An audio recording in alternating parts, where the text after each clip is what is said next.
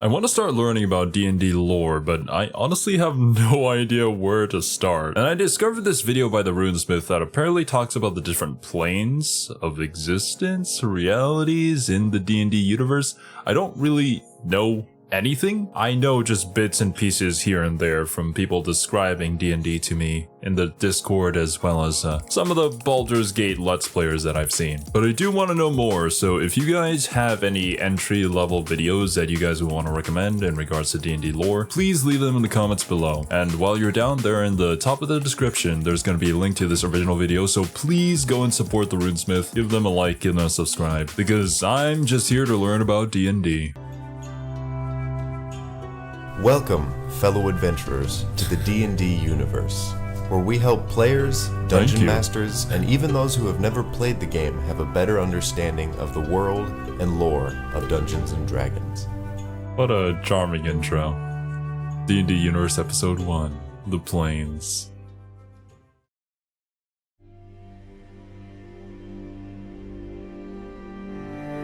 The planes are a series of locations that you as a player might travel to.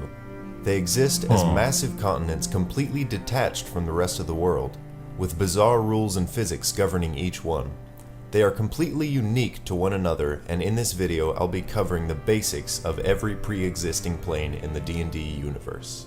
Gotcha. The way the planes connect can best be described as a giant wheel, with the material plane resting in the very center. As you travel further from the center, you'll find planes that represent the core aspects of the physical world, and further still are the planes that represent ideas. There are other ways that a DM might connect the planes, such as a giant tree or two oceans divided by central planes. Now this video is 5 years old, so I don't really know if anything has changed when it comes to the D&D lore. I know that like the rule sets and things evolve over time, but if any of this information is outdated, just let me know to a newer video that I can check out. Regardless, I have seen a graph like this and a lot of the planes explained to me.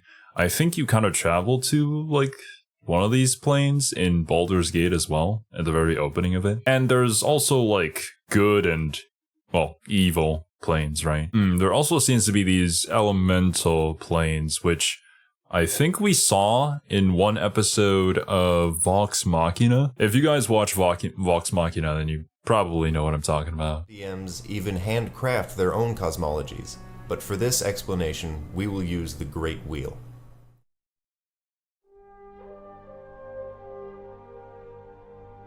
At the very base of everything lies the material plane.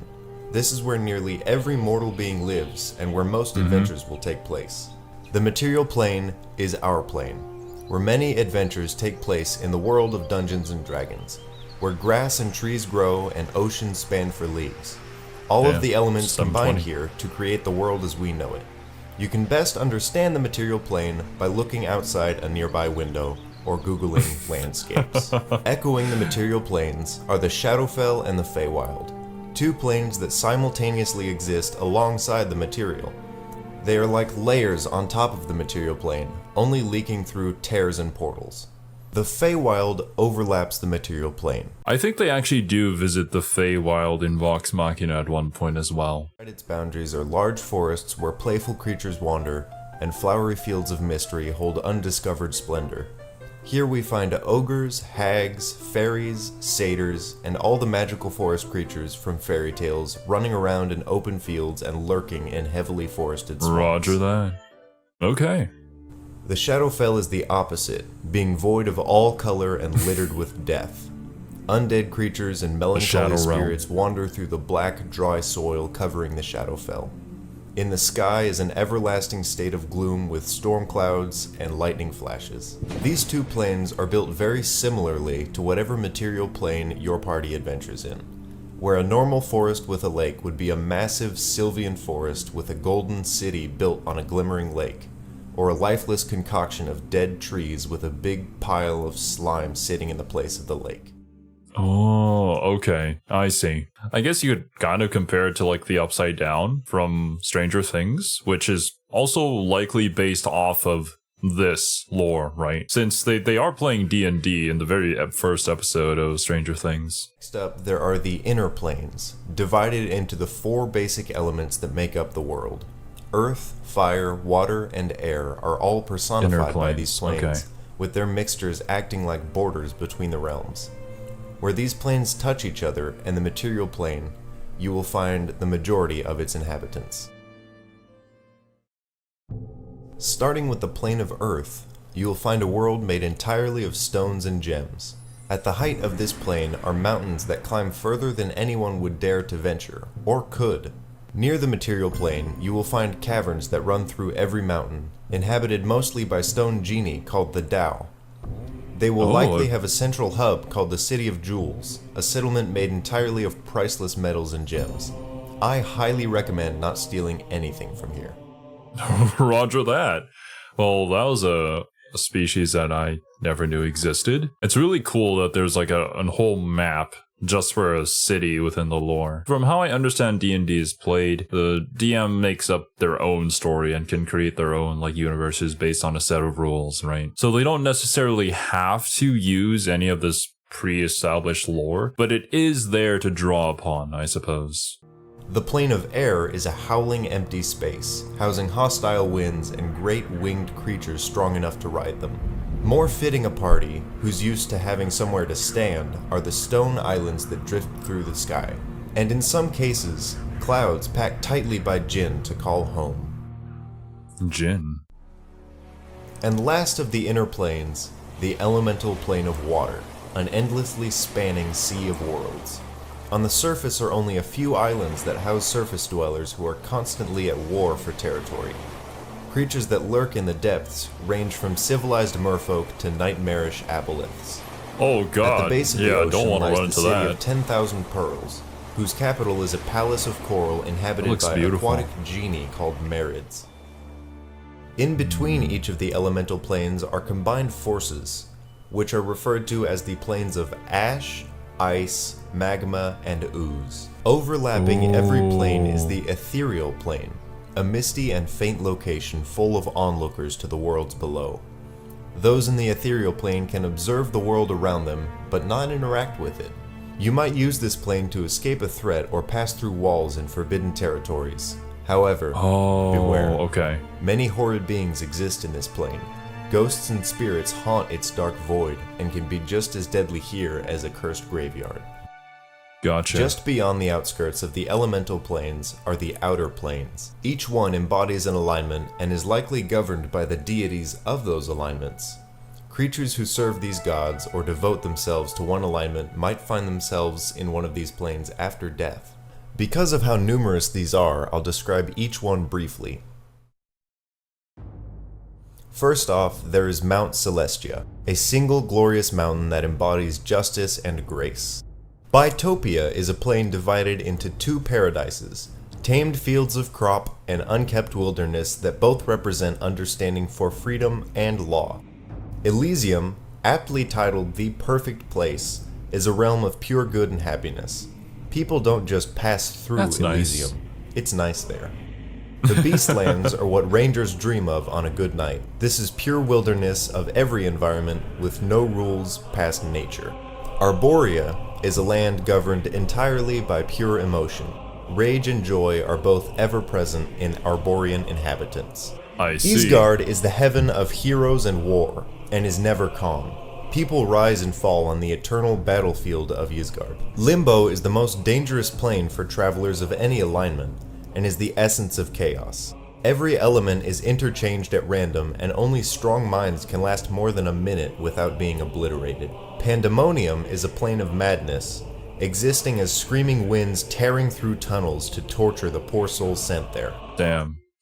Okay, I mean, this is really cool to kind of see it represented as the wheel, because you can see that, Elysium's over on the top, and it's like the best place to be, right? But as you slowly go down, things kind of like increase in intensity with emotion, anger, and war, and pain, and death. And then you'll probably come back up on the other side with starting to get better, right? Just knowing about all these different planes of existence makes me really excited. Like, if I was in the position of a DM, like how I would utilize this in a way to make the story more interesting for my players. The Abyss houses every nightmare imaginable, and consists of endless layers with unique horrors. Some say the demon kings of the Abyss occasionally venture to the Underdark to rampage. Carcerai is a plane that is nothing but a perfect prison. It has 6 layers that are uniquely cruel to its inhabitants. Hades has 3 layers of joylessness, hopelessness, and apathy. People sent here become larvae with sorrowful faces of their former selves slugging around in the mud. Gehenna is a plane of avarice, housing creatures who are merciless and selfish. If you pass through here and make it out alive, check your pockets. The 9 hells of Bator are each uniquely horrible and house devils and fiends of unimaginable power and cruelty. Each layer is just as unique as the planes I've noted so far, and I highly recommend that DMs take the time to read about them. I think the 9 hells is definitely mentioned in Baldur's Gate. Actually, are you transported to them at the very beginning of the game? I think? But also, that is divided into even more layers, so I don't really know the specifics of that just yet. There's so much to learn about. Acheron is a very difficult place to picture, but imagine it as 4 iron D6 floating through space, slamming into each other at random. These cubes represent pain and war. Mechanus is a plane of perfected clockwork, housing a creature called Primus and all of his mechanical children. Arcadia is a realm of purity, housing celestial dwarves who live in harmony with the 4 demigods who rule the planes. Okay. Connecting every plane is a location called the Astral Plane, a spatial void filled with floating chunks of dead gods and ancient evils. Randomly placed in this space are discs that act as portals to each plane. Wait, is the Astral Plane where the Githyanki and oh god, what was the tentacle dudes? I forget their name, but I know you can romance one of them in Baldur's Gate. Yeah, I think they come from the Astral Plane, right? By the color they hold. Not often included in the list of planes are the following, locations that you might never travel to, but are still worthy of noting. The Far Realm exists outside of everything. Far Realm. No one knows how to reach it or what nightmares it might hold. What we do know is that horrific aberrations such as mind flayers and beholders originated from here. Okay, there it is, mind flayers. That's the word I was looking for. They originated from there. Oh man, there's so much you could use here to make such an amazing story. A cool epic that spans over multiple different planes of existence. Sometimes used by dungeon masters is a location called the Outlands, a vast field that has towns based at its edges. Each one is a settlement that exemplifies an outer plane and is a gateway to that plane. And lastly, there are demiplanes. Worlds created at random and are freely shaped by a person or a force that comes in contact with them. I mean, it's a good reason for a DM to make up something pretty easily. Powerful wizards will create their own worlds and isolate themselves inside, or sometimes trap other creatures for nefarious reasons. Each plane is uniquely strange, deadly, and beautiful, but together they make up the world that we adventure in. Be wary, adventurers.